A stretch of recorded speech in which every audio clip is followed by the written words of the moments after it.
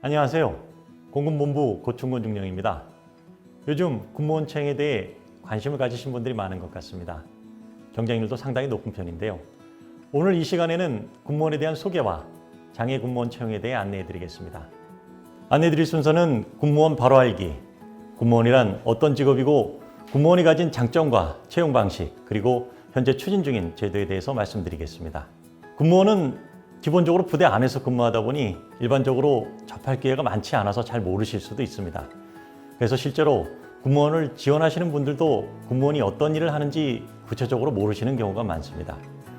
사실 군무원의 업무는 공무원과 유사한 점도 많습니다.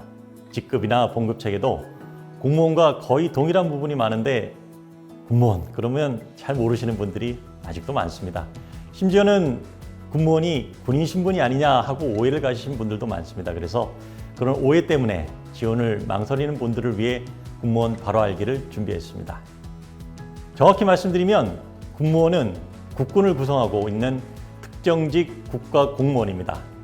국방부 직할기관과 합동참모본부 그리고 육해공군 각 군에서 근무하고 행정, 군수, 정비, 전산 등 전투지원 분야를 담당하는 전문 인력입니다. 일반 군무원은 1급 군수관리관부터 9급 군무서기부까지 있는데요. 계급에 맞는 다양한 중요 직책들이 있습니다.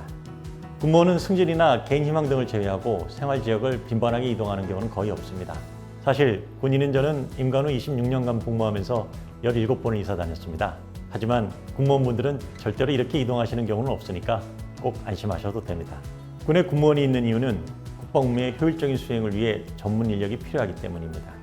이미 설명드렸다시피 군인은 경력관리상 빈번한 이동 때문에 지속성을 유지하기가 곤란합니다. 이에 비해 군무원은 해당 부대에서 오랜 시간 근무하면서 지속성을 유지할 수 있습니다. 다만 요즘은 9급에서 8급, 또 8급에서 7급으로의 승진 속도가 빨라지면서 승진으로 인한 인사교류를 하게 되어 어쩔 수 없이 타 지역으로 전속가게 되는 경우가 있을 수는 있습니다. 하지만 장애 군무원분들은 이런 상황과 무관하게 비위 행위를 저지르지 않는 한은 그 개인의 사정을 고려해서 본인이 원하는 희망 지역을 적극적으로 반영해드리고 또 원하면 해당 부대에 지속적으로 근무할 수 있도록 배려해드리는 경우가 많습니다. 결론적으로 군무원은 군 운영의 효율성을 높이고 지원 분야를 담당함으로써 군의 중추적인 역할을 수행하고 있습니다. 지금부터는 군무원 제도에 대해 설명드리겠습니다. 군무원은 말씀드렸듯이 특정직 공무원으로서 국군의 일원입니다. 군무원은 보시는 바와 같이 일반 군무원, 전문 군무 경력관, 임기제 일반 군무원의 세 종류로 구분할 수 있습니다. 임기제를 제외한 정년이 보장되는 일반 군무원의 비중은 전체 90% 이상입니다. 군무원은 1948년 국군 창설과 함께 생겼습니다. 인원은 2022년을 기준으로 3만 7천여 명으로 그중 중증장애 94명을 포함하여 장애 군무원은 802명에 이르고 있습니다. 수행하는 직무의 종류는 행정, 정보통신, 항공 등 9개 직군 48개 직렬이 있습니다. 직군 직렬하니까 처음 보신 분들은 다소 생소하게 느껴지시죠? 직군은 하는 업무가 비슷한 직렬끼리 모은 것을 말합니다. 예를 들면 행정직군에는 행정, 사서, 군수 등 비슷한 직렬 6개가 모여 있고요. 정보통신 직군에도 전기, 전자, 통신 등 비슷한 직렬들이 포함되어 있습니다. 직렬은 시대적 필요에 따라 신설되기도 하는데 최근에는 국방 사이버 안보 능력 강화를 위해 정보통신 직군의 사이버 직렬이 신설되었습니다. 군무원은 국방부 직할부대를 비롯해서 합참, 연합사, 육해공군 및 각 이하부대에 소속되어 근무하고 있습니다. 그러면 군무원이 되면 어떤 장점이 있을까요? 군무원 봉급은 공무원과 동일한 기본급 체제를 가지고 있으며 근무 여건 등에 따라 여러 종류의 수당을 받습니다. 또 공무원연금에 적용되고 만 60세까지 정년이 보장됩니다.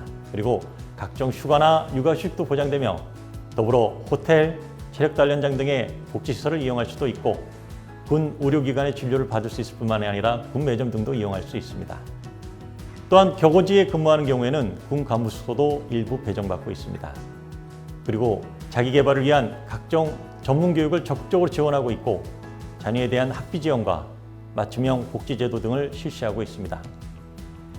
또한 매년 모범 군무원에 대해서는 가족동반 국내 시찰의 기회도 부여하고 있습니다. 이제부터 제일 많은 관심을 갖고 계실 군무원 채용에 대해 설명드리겠습니다. 군무원의 채용은 공개 경쟁 채용, 경력 경쟁 채용, 전문근무 경력관, 임기제 군무원 채용으로 나눠 볼 수 있습니다. 공채와 경채 시험은 매년 7월에 한 번 실시하고 전문근무 경력관과 임기제 군무원 채용 시험은 기본적으로 전후반기 각 1회씩 연 2회 실시하고 있습니다. 특히 공채와 경채는 각군 모두 시험 날짜가 동일해서 중복 지원은 안 되니까 시험 준비하실 때 각별히 주의하셔야 되겠습니다.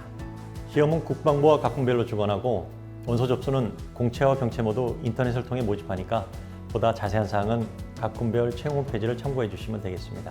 응시 연령은 7급 이상은 만 20세 이상, 8급 이하는 만 18세 이상이고 화면에서 보시는 바와 같이 공채는 자격증 필수 증여를 제외하고 경채와 달리 학력과 경력 제한이 없습니다. 시험 과목은 공채 기준으로 7급은 6개 과목, 9급은 5개 과목입니다. 국어, 영어, 한국사는 공통 과목이고 직렬별로 전공은 2세 과목입니다. 영어와 한국사는 능력검정 시험으로 대체하고 있습니다. 영어는 구급 기준으로 볼 때 토익 470점 이상이고 한국사는 한국사 능력검정 시험 4급 이상입니다. 필기시험은 행정직군 직렬은 과목당 40점 이상과 전과목 평균 60점 이상이어야 하고 그 외 기술 분야는 전과목 40점 이상입니다. 필기시험 합격자는 선발 인원의 150%를 선발합니다. 면접시험은 5개 평정 요소에 대해 3명에서 5명의 위원들이 평가합니다. 지금부터는 일반 군무원 공채와 경채의 22년도 채용 일정에 대해 알려드리겠습니다. 공채와 경채는 지난 4월 15일 공고가 나왔고 5월은 원서 접수, 7월 중순에 필기시험 예정이며 합격자는 11월 1일 이후 임용 예정입니다. 자세한 사항은 지금 국방부와 각군 홈페이지에서 확인하실 수 있습니다. 2022년 군무원 채용 규모는 총 6,800여 명이고 이 중 장애인 군무원 채용 예정 인원은 정기시험에서 500여 명, 후반기 시대는 2차 경채 시험으로 200여 명을 선발할 예정입니다. 2차 경채 시험은 필기시험 없이 서류 전형과 면접만으로 선발하여 장애인 공직 참여 기회를 확대하고 있습니다. 마지막으로 군무원 관련 추진 중인 정책과 현재 변경된 제도를 안내해 드리겠습니다.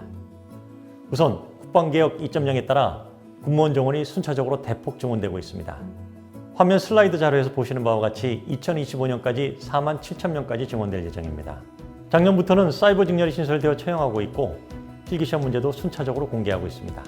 경채시험 자격 요건을 확대하여 직위별 채용했던 기존 방식에서 일부 유사 직렬을 통합하여 응시율을 향상시키고 도서벽제 등 지역 고용 활성화를 위해 지역 인재 채용 시 필기시험 한 과목을 면제할 예정입니다.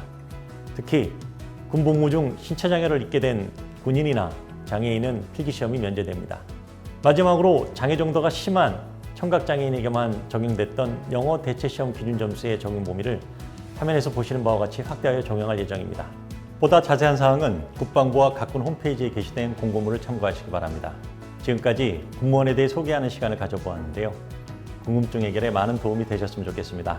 마지막으로 올해 7월 예정인 공채와 경채 시험에 많은 도전을 해주시기 바랍니다. 감사합니다.